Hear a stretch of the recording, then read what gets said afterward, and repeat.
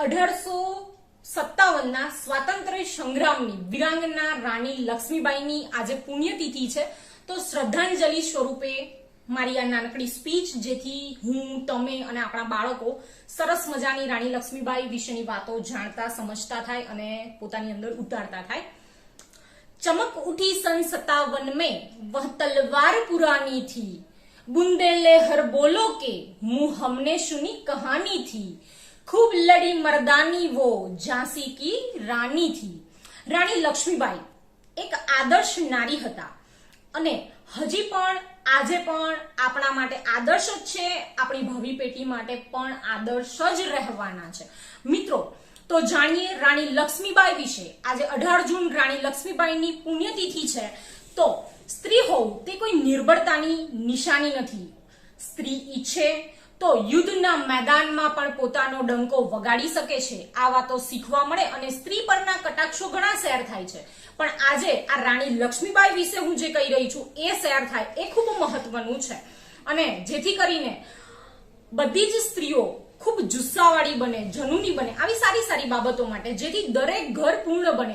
અમુક બાબતોમાં એવું બનતું હોય છે કે ના, અહીંયા તો મેનની જ જરૂર હોય, પણ આજે સમય એવો રહ્યો નથી। દરેક ઘરની સ્ત્રી પરિપૂર્ણ હશે તો એ ઘર પણ પરિપૂર્ણ બનશે। 28માં તેમના પિતા મોરાપંત અને માતા ભગીરથી બાઈ, અને સૌથી મહત્વનું કે એમને બાળપણમાં લોકો મન્નુ તરીકે બોલાવતા હતા। એમના વિશે વિશેષમાં વાત કરીએ તો 4 વર્ષની ઉંમર એમની થઈ ત્યારે એમના માતાશ્રીનું અવસાન થઈ ગયું હતું અને સંપૂર્ણ જવાબદારી એમના પિતાના સિરે આવી ગઈ હતી। એટલે એમના પિતાએ એમને બાળપણથી જ માતા પિતા બંનેનો પ્રેમ તો આપ્યો, સાથે સાથે એમને ખૂબ કુશળ બનાવ્યા, ઘોડે સવારી, શૂટિંગ, મતલબ બધી જ બાબતોમાં પાવરધા બનાવ્યા, અને જેથી કરીને ઝાંસીમાં જઈને એમને એમનું વર્ચસ્વ પણ કર્યું। 14 વર્ષની ઉંમરે 1842માં તેમના લગ્ન કરાયા। લગ્ન પછી તેમને લક્ષ્મીબાઈ એવું નામ મળ્યું, કારણ કે રાજાની પરંપરા પ્રમાણે તેમનું નામ પછી લક્ષ્મીબાઈ રાખવામાં આવ્યું।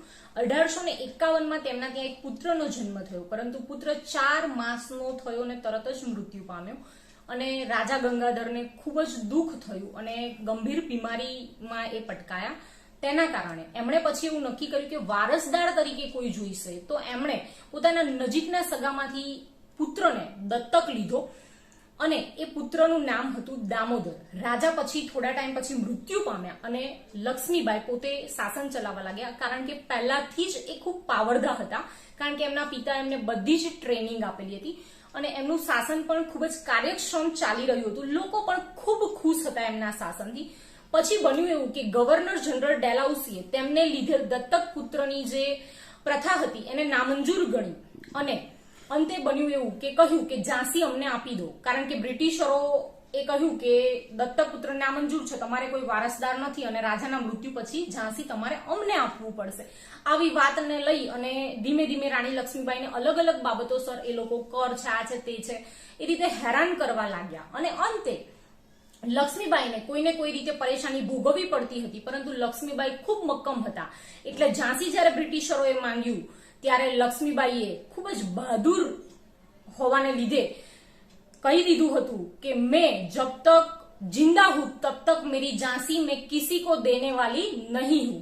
પરંતુ બ્રિટિશરો સામેથી યુદ્ધ આદર્યું અને યુદ્ધની અંદર લડતા લડતા બન્યું એવું કે ઝાંસીના રાણી લક્ષ્મીબાઈનું મૃત્યુ થયું। 17 જૂન ગ્વાલિયરમાં ફૂલબાગમાં એમનું મૃત્યુ થયું અને જેમ ઝાંસીના રાણી લક્ષ્મીબાઈએ નક્કી કર્યું હતું કે પોતે બ્રિટિશરોના હાથમાં બિલકુલ નહીં આવે ને જ્યાં સુધી જીવે છે ત્યાં સુધી ઝાંસી કોઈને નહીં આપે, પરંતુ એ ઝાંસી તો પાછું ન મેળવી શક્યા, મૃત્યુ પામ્યા અને વિધિસર સાધુ ત્યાં એક નજદીકથી હતા, એમણે ઝાંસીના રાણી લક્ષ્મીબાઈને પોતાના આશ્રમે લઈ જઈને વિધિસર એમની જે પાછળની ક્રિયા અંતિમ સંસ્કારની હતી એ પણ કરી। એટલે લક્ષ્મીબાઈ ભલે ઝાંસી નહોતા પાછા મેળવી શક્યા, પરંતુ એમની આ જે કુરબાની છે એ એડે બિલકુલ નહીં જાય, કારણ કે આપણે લોકો એમને આપણી અંદર જીવતા રાખીશું અને આવું સાહસ આપણી અંદર પણ રહે એવો આપણો પ્રયત્ન રહેશે। જય હિન્દ, જય ભારત।